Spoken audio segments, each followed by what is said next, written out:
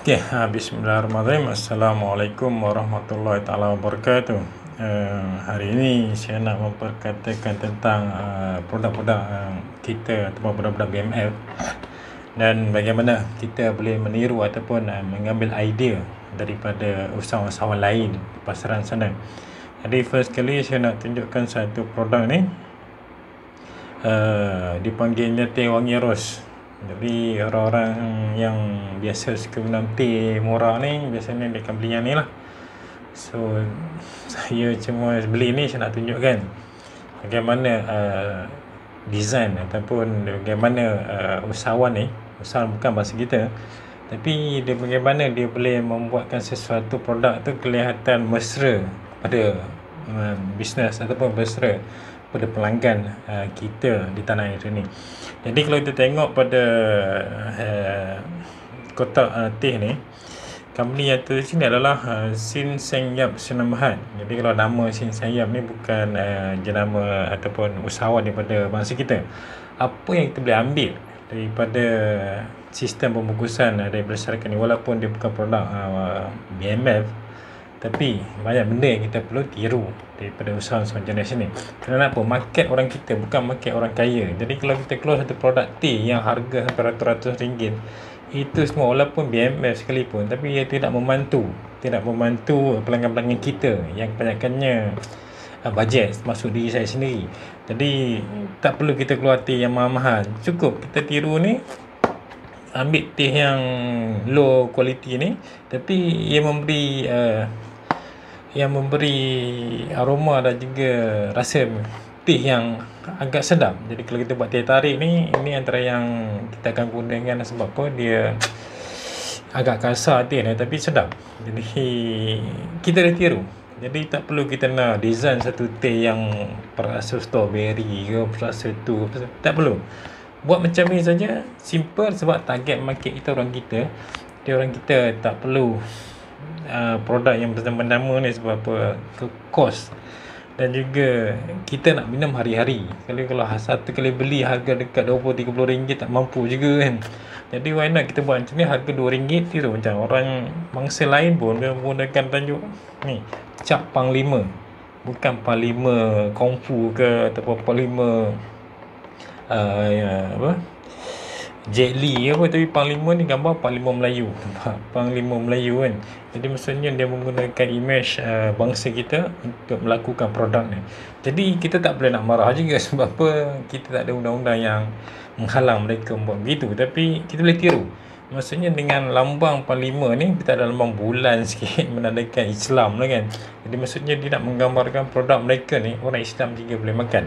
Jadi why not kita yang ada bajet sikit buat satu teh yang macam ni, teh murah yang macam ni, dan macam tulis juga macam tulisan Jawi, cap Panglima ke wangi ros ke apa, tulis. Kena sebab apa, orang Cina yang banyak guna Jawi dalam perniagaan mereka, dan mereka seolah-olah macam ingin mempromosikan Jawi dalam perniagaan mereka.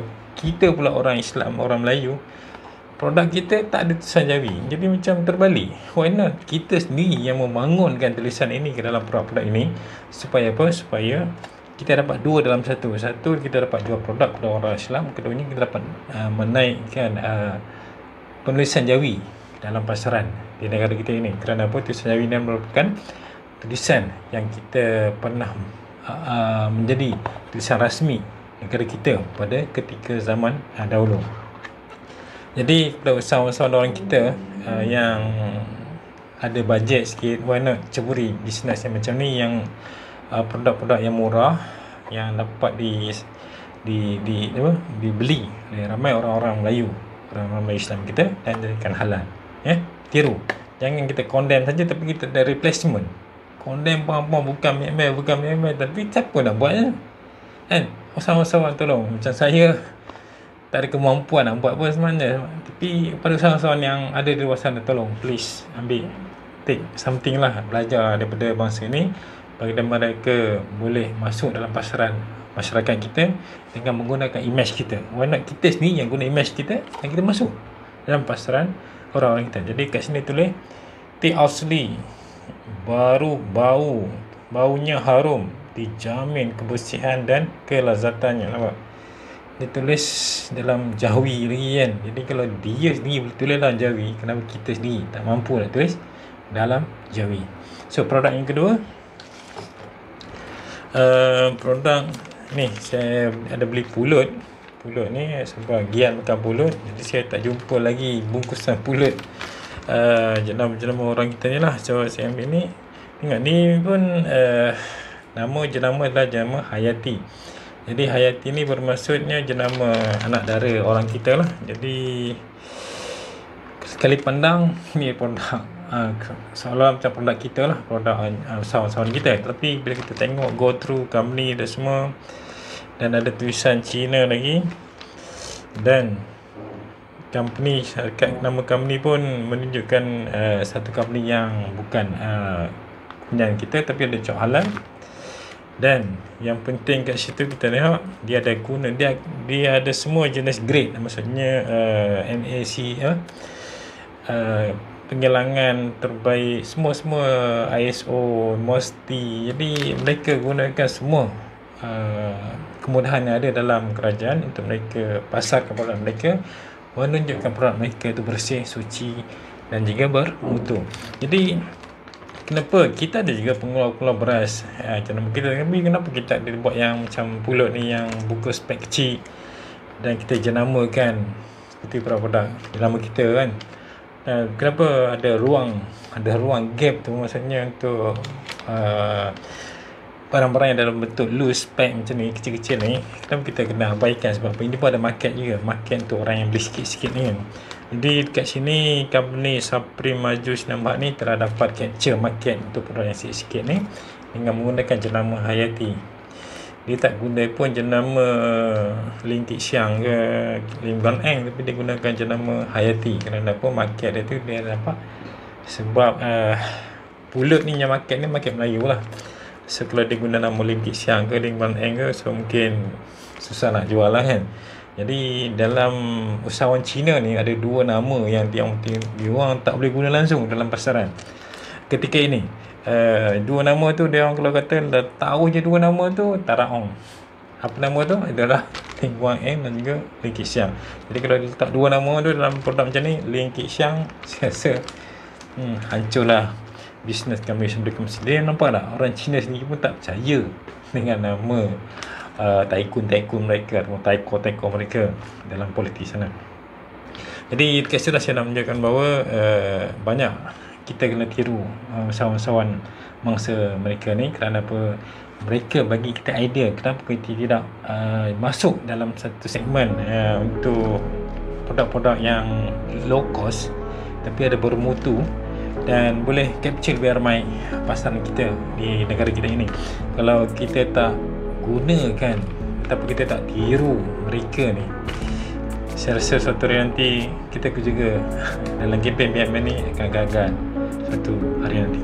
Jadi sementara itu juga terdapat sekarang ni wired di pasaran ada satu produk minuman yang menggunakan jenama-jenama yang daripada Taiwan.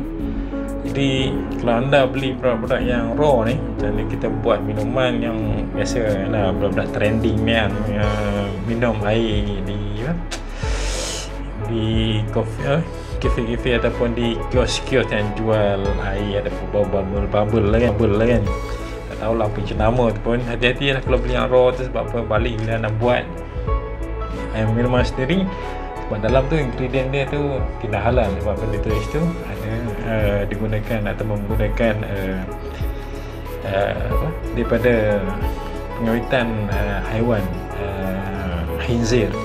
Jadi hati-hatilah kalau anda membeli produk-produk yang berbentuk trending. Sebab apa? Ni kita tengok ada juga orang kita, anak-anak kita perempuan lah especially yang taksub dengan kumpulan daripada Korea ni kan. Sampai dia pun tulis dalam Facebook dia kata tiada Tuhan melainkan BTS kan. Jadi nampak sangat mereka ni dah jauh terpisah apa sangat BTS tu kan. Aku tak tahulah BTS tu kan. Tapi BTS tu BTS tu dia punya buang air pun busuk juga kan. Jadi maksudnya manusia ni tertipu dengan keindahan sesuatu yang Macam tu, keindahan dengar lagu, keindahan pemandangan, keindahan lukisan. Akhirnya kita mengagungkan orang sebegitu, dan akhirnya hilang kewarasan. Sebab apa? Bila agama jauh dari diri kita sendiri, dan akhirnya yang akan mengambil tempat dalam hati kita adalah nafsu, yang akhirnya dipandu oleh syaitan yang rajim. Jadi semoga perkongsian saya hari ini mendapat sedikit manfaat pada anda semua. Semoga kita dapat membuka minda bahawa usaha-usaha kita perlu lebih kreatif dan lebih inovatif dalam menghasilkan produk mereka di pasaran, supaya lebih ramai orang kita dapat bantu ataupun dapat sokong produk-produk yang dikeluarkan oleh orang-orang kita di pasaran sana. So, jumpa lagi yang seterusnya. Assalamualaikum warahmatullahi wabarakatuh.